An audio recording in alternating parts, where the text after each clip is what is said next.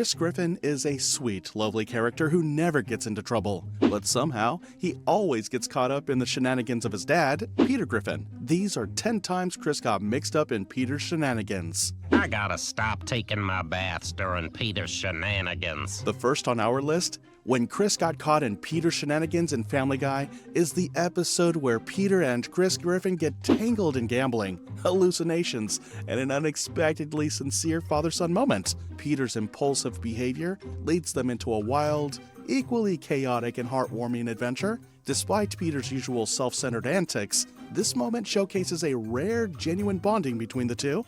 Dad, what would you say if I told you I didn't want to be in the Scouts? I'd say, come again?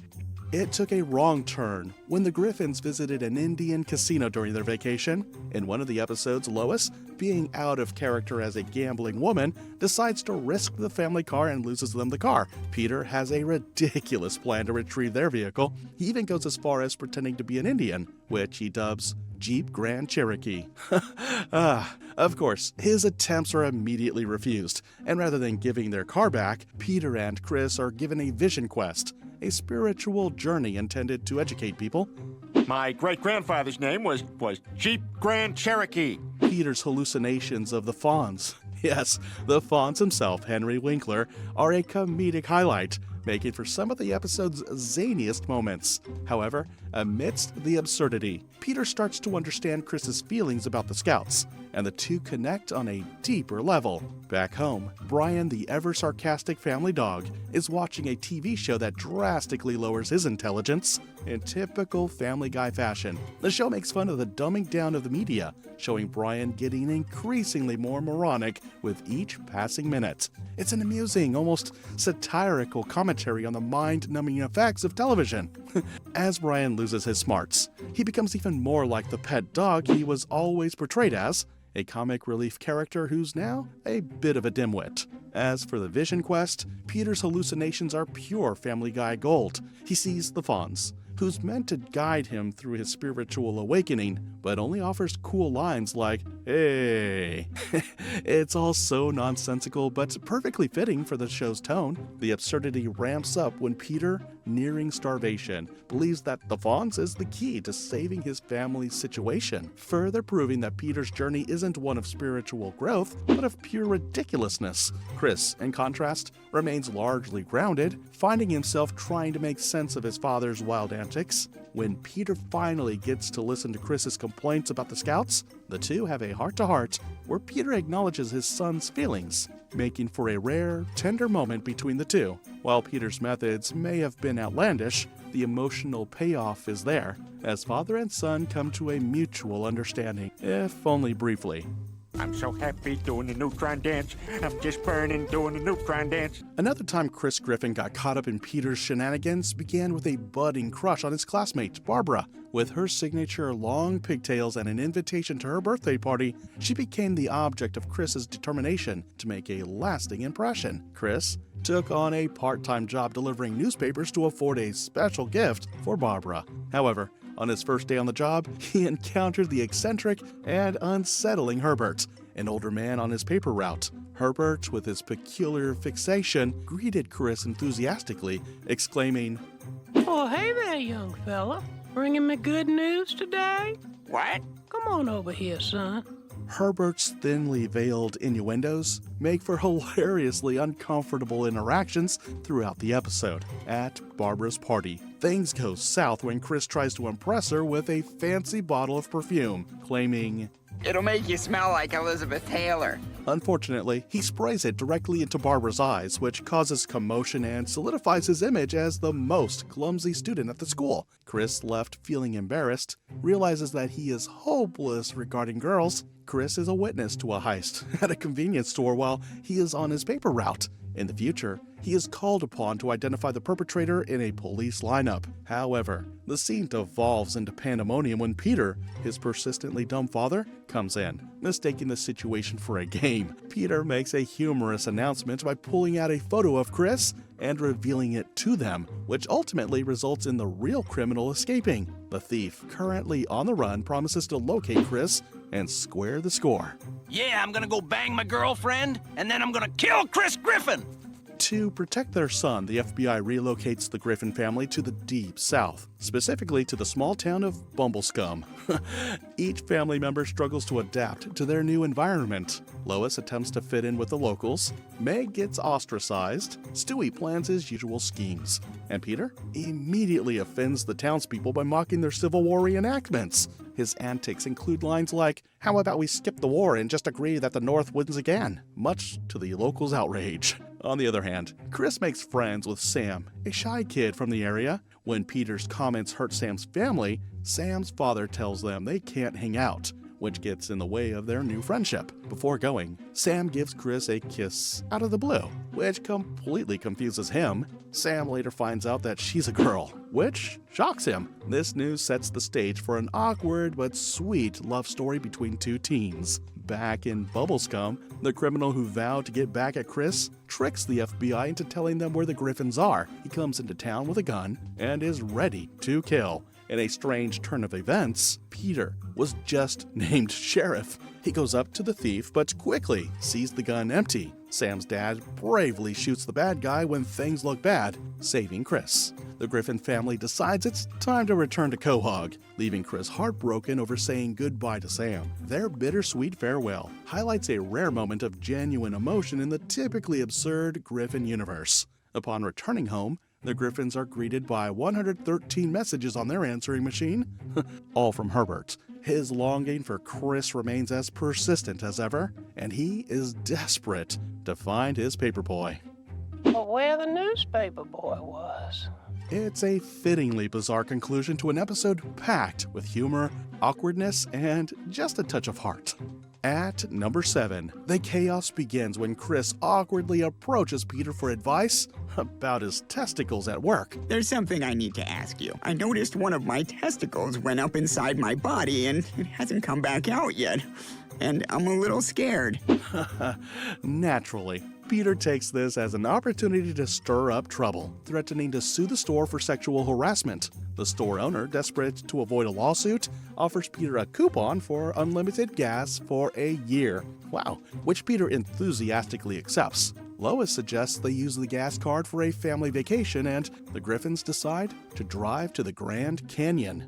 Sir, this employee just made a sexual remark to me. They leave early the next morning, but in true Griffin fashion, their plans immediately go off the rails. They accidentally leave a sleeping Stewie behind. Waking up to discover he's alone, Stewie's wasting no time taking advantage of his independence, indulging in every baby's dream of unrestricted mayhem. It's like Home Alone, but with way more genius and a lot less aftershave. Meanwhile, the family realizes their mistake during a stop at the World Trade Center ruins to pay respects. Peter tries to fix things the only way he knows how, by calling Cleveland and Quagmire to babysit. What could go wrong? As it turns out, everything. Stewie mistakes them for intruders and knocks them out with a toxic gas.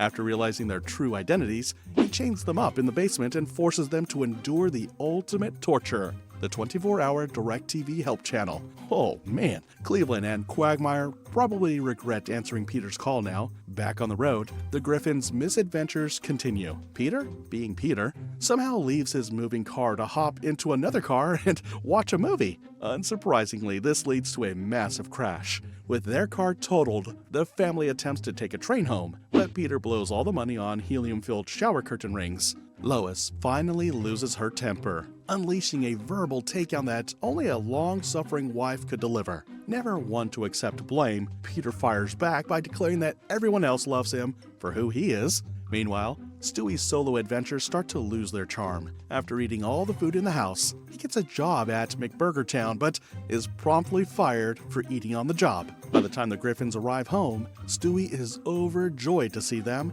realizing how much he depends on his family. But the episode wouldn't be complete without one last joke. When Peter asks about Cleveland and Quagmire, the credits roll over. The duo, still chained in the basement, mindlessly reciting lines from the DirecTV help channel.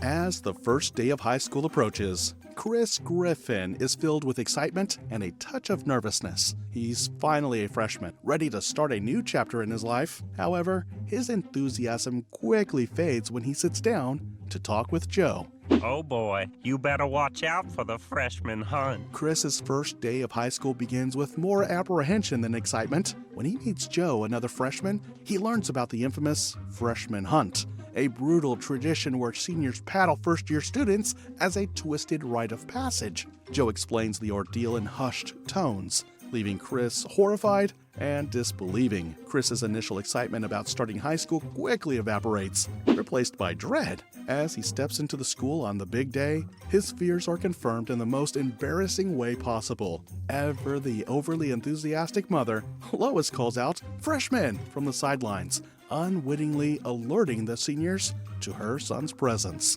A group of seniors spot Chris immediately. The chase is on. He bolts down the hallway, heart pounding, trying desperately to outrun them, but the seniors quickly corner him. Their paddles at the ready. One by one, they paddle him, each wag harder than the last. Even Mayor West joins Chris's utter humiliation, delivering a particularly enthusiastic hit. By the time Chris stumbles home, his body is bruised, and his spirit is crushed. Later that evening, he sits in the living room with Brian, his loyal and often sarcastic dog. Chris vents his frustration, rubbing his sore back. "It's like they're treating me like some kind of animal." Brian, ever the voice of reason, listens patiently, offering a calm presence. Chris, seeking direction, finds a spark of hope in Brian's demeanor. An idea begins to form, a chance to break free from the chaos and pursue something meaningful, far removed from the current turmoil. A path to rediscovery unfolds, offering both escape and purpose. With newfound determination, Chris rushes off to plan his escape from the chaos of high school,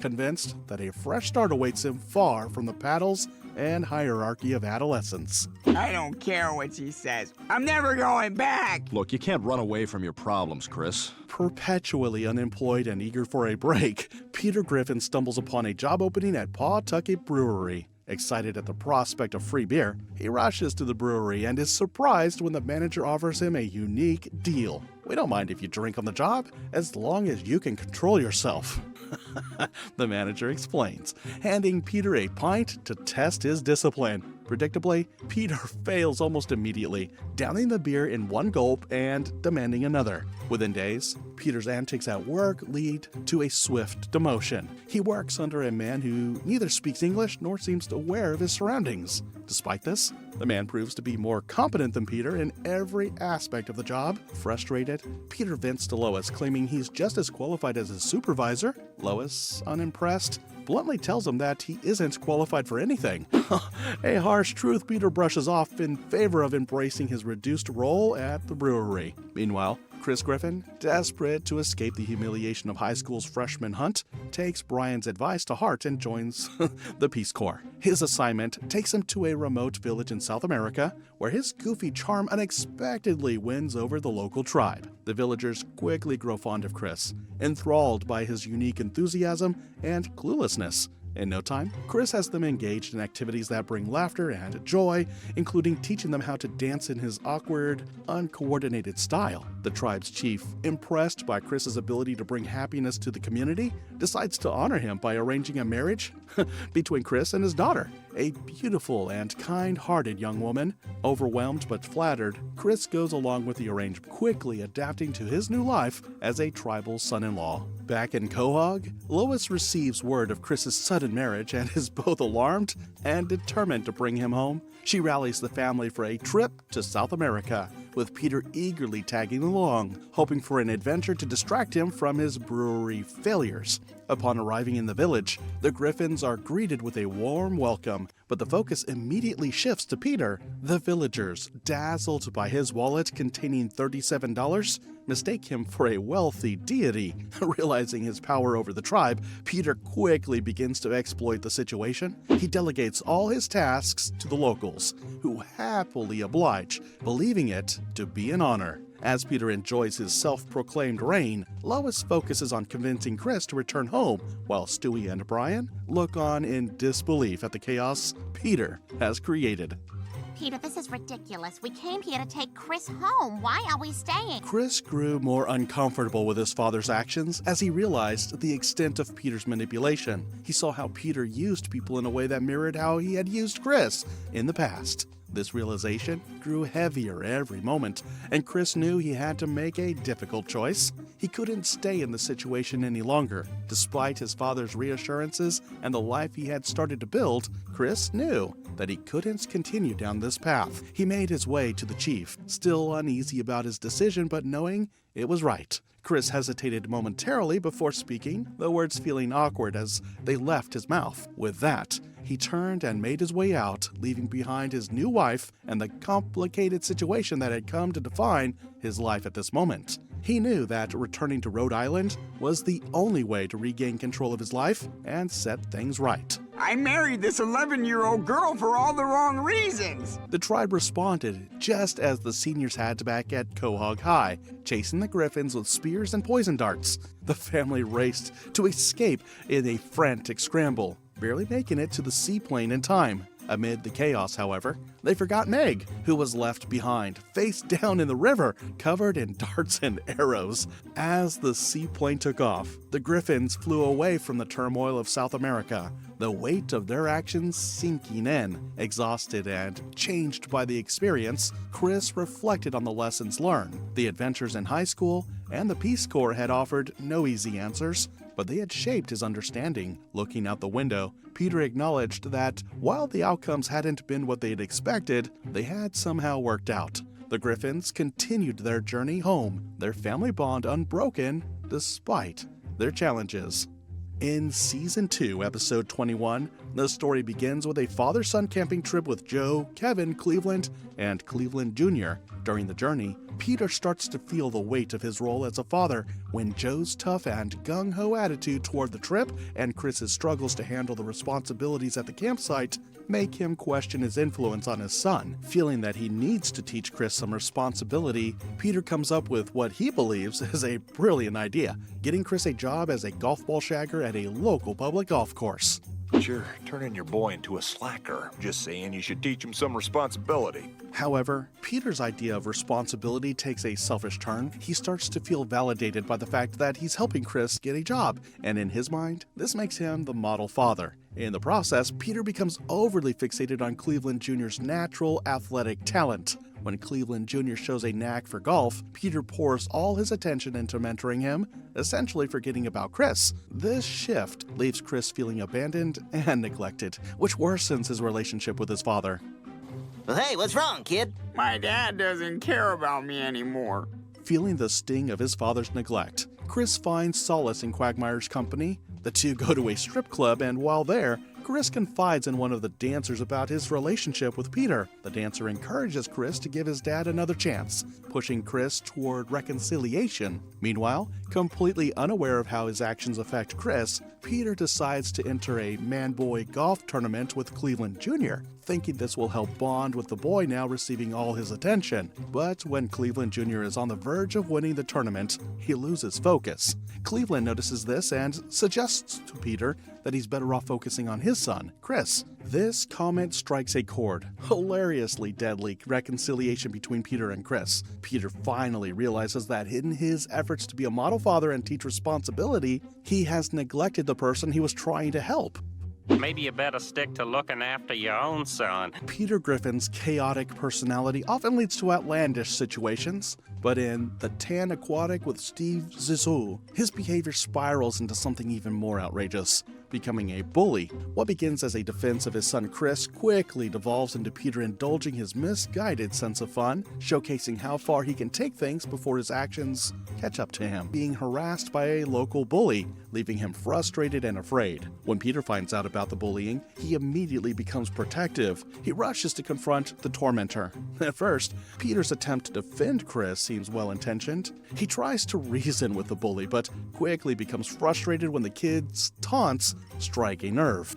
I'm Peter Griffin. I'm a dorky, fat numbnuts. Kyle, I said shut up. Peter retaliates with a punch, knocking the bully to the ground. Instead of feeling ashamed or reflective, Peter is surprised by how satisfying it feels to exert power over someone else. His newfound passion for bullying quickly spirals out of control. He targets everyone in the Griffin household, turning family dinners and quiet moments into chaotic spectacles. Peter relentlessly mocks Lois, imitating her voice in a high-pitched tone. He laughs off his behavior, claiming that men don't get mature, they just get larger. Even Stewie isn't spared, as Peter repeatedly pranks him by replacing his baby bottle with hot sauce. Stewie, furious, complains about the cost of his formula, but Peter is too absorbed in his antics to care about the consequences. Hey, Stewie, nice sunburn. God, you horse's ass! As Peter's behavior escalates, Chris becomes increasingly fed up. Initially too timid to confront his father, Chris finally reaches a breaking point after enduring one humiliation too many. In a rare moment of defiance, Chris stands up and declares that Peter is not a bully but a big dumb jerk. This leads to the episode's climax, a physical confrontation between father and son. Chris's unexpected bravery surprises everyone, especially Peter, who quickly finds himself on the losing end of the fight. After getting slapped, Peter lies sprawled on the ground, groaning, realizing that bullying isn't fun anymore. I shouldn't be bullying the people I care about. What makes this storyline so memorable is how it encapsulates Peter's character. He's impulsive, immature, and prone to take things too far. But at the same time, his antics always circle back to teach him, and occasionally his family, a lesson. In this case, Peter learns that bullying isn't as fun when you're on the receiving end. Ultimately, The Tan Aquatic with Steve Zissou showcases Peter at his most chaotic and self-absorbed. Still, it also highlights how his shenanigans, no matter how extreme, often restore balance in the Griffin household, usually at Peter's expense. In Idol, Peter Griffin's tendency to act impulsively leads him to concoct an outrageous scheme that drags Chris into chaos. This episode perfectly exemplifies Peter's knack for turning minor inconveniences into catastrophic events, especially when his antics directly involve his family. The story begins with Peter becoming distraught after NBC cancels his favorite TV show, Gumbel to Gumbel, Beach Justice, a fictional sitcom starring Bryant and Greg Gumbel as crime-fighting brothers. Peter's overreaction to the cancellation is classic Griffin, over-the-top, selfish, and absurdly comedic. Lois, hoping to redirect Peter's obsessive energy into something productive, suggests he use the show's cancellation to motivate Chris to improve his schoolwork. However, Peter decided to talk to Lois about it. So he failed a class. It's not like he felt up his cousin in the garage that Thanksgiving when I was 19. Determined to get Gumbel to Gumbel back on the air, Peter fabricates a story for the Grant a Dream Foundation, claiming that watching the show is Chris's dying wish. To make the lie believable, Peter invents a fake terminal illness, tumor syphilisitis otis, complete with ridiculous symptoms like extra nipples, which he fakes using pepperoni slices glued to Chris's chest. Initially oblivious to the scheme, Chris becomes an unwitting pawn in Peter's outlandish ploy. The plan works, and NBC agrees to revive the show in exchange for the film rights to Chris's death. While Peter celebrates the return of his beloved sitcom, the situation spirals out of control as mourners gather for a candlelit vigil outside the Griffin home. Chris, confused and increasingly uncomfortable, confronts his father. As they dig my grave! As they dig my grave! Hey, Dad, they're singing a song about me! When Lois discovers Peter's fraud, she demands he come clean. However, Peter fears the consequences, including potential prison time, and instead claims to have miraculously cured Chris. This desperate move inadvertently turns Peter into a local celebrity, hailed as a healer and god. Peter, as usual, revels in the attention, ignoring the growing discomfort of his family, particularly Chris. The situation escalates when the real god intervenes, sending a series of plagues upon the Griffin household. From swarms of locusts to a flood, each plague hilariously underscores the absurdity of Peter's lies. The final plague, the death of the firstborn son, pushes Peter to his breaking point when a golden statue of Peter himself nearly crushes Chris. In a rare moment of clarity, Peter admits he is not God, ending the plagues and saving Chris's life. In this particular episode of Family Guy, Peter gets caught up in one of his typical shenanigans, leading to major consequences for him and Chris. Ever the optimist, Peter takes the family to Bob's Funland and putt-putt golf for his birthday, driving blindfolded despite his obvious lack of driving skills. However, when the family causes trouble for other customers, Bob Funland, the owner, throws them out, making Peter feel frustrated and worthless. His feelings of inadequacy worsen when he recalls that Bob was once a loser in high school, a reminder of his lack of success. This prompts Peter to take drastic measures to feel validated. as he often does. That's right. This place is my legacy.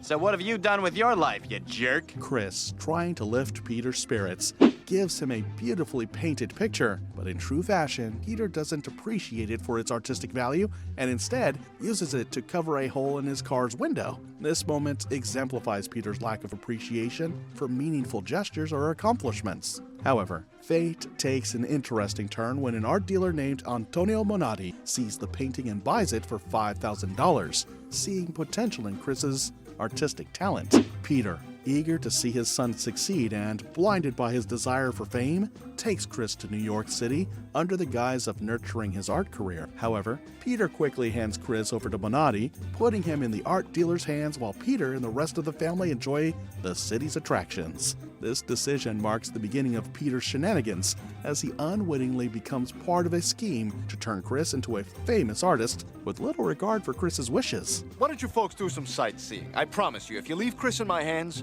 the name Griffin will be as well known as Kandinsky. Monati gives Chris a complete makeover, renaming him Cristobal and turning him into a trendy, high-fashion figure. He tells Chris he can no longer see his uncultured father, manipulating him into cutting ties with Peter. Torn between family and fame, Chris reluctantly complies, leading Peter to disown him in a moment of frustration. This betrayal highlights Peter's lack of understanding of what truly matters to Chris, as he is more concerned with the idea of fame than his son's emotional well-being. In the midst of all this, Peter tries to find another way to become famous himself. At the Rockefeller Center, he discovers Meg's talent for bird calls, though he is oblivious that his son Chris is suffering the consequences of his misguided actions. That's amazing! Oh no, I mean that bird just came to Meg when she whistled. When Peter eventually attends the unveiling of Cristobel's artwork at Monati Gallery, he is tricked into going by Lois, who tells him there will be strippers handing out free tacos.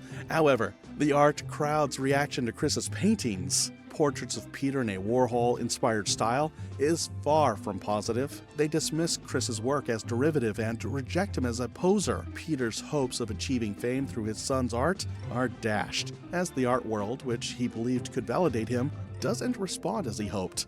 And the last on our list, the episode begins with Brian catching fleas, which soon spread to the rest of the Griffin household. While Lois insists they call exterminators, in typical fashion, Peter proposes an alternative approach to dealing with the problem. The exterminators arrive with gas masks and bug sprays, not with heavy artillery. They destroy the fleas, but the house is left in ruins and is closed for repairs. The family is forced to stay in a hotel where Chris becomes self-conscious about his weight when the staff and other guests mock him. Peter, seeing Chris's distress, suggests he try dieting and exercising when Chris's efforts fail to yield results. 'Cause I'm fat. Hey, Tom! He's not a van. He's just a fat kid. Peter takes him to a surgeon to discuss liposuction. However, Chris decides to stick to his original diet and exercise plan. Meanwhile, Peter, inspired by the idea of cosmetic surgery, undergoes extensive procedures to become slimmer. Peter continues to boast about his new life, exacerbating Chris's self-esteem. The situation worsens as Peter's vanity and arrogance grow, causing friction within the family. Lois becomes frustrated with Peter's behavior, especially after seeing its impact on Chris. She confronts him, but Peter refuses to listen. He becomes increasingly absorbed in his reflection and neglects his responsibilities as a father. Things take a turn when Peter, while admiring himself in the rearview mirror, crashes the car and ends up in a vat of lard. Miraculously, he reverts back to his original size. Realizing how much his behavior hurt Chris, Peter finally apologizes for his actions. Chris, although hurt, eventually forgives his father, but only after Peter promises to stop his egotistical antics. Meanwhile, Stewie, in an attempt to mock Chris's diet, overeats and grows so large that his arms can no longer reach his face. This leads to some comically absurd situations, but eventually, Stewie also learns the consequences of his actions. This meatloaf is a symphony of flavor. It's too bad you can't have some. It's practically orgasmic. And that's a wrap on this video. What a load of shenanigans! Don't forget to like and subscribe for more. In the comment section below, let us know what your favorite moment was. Until next time.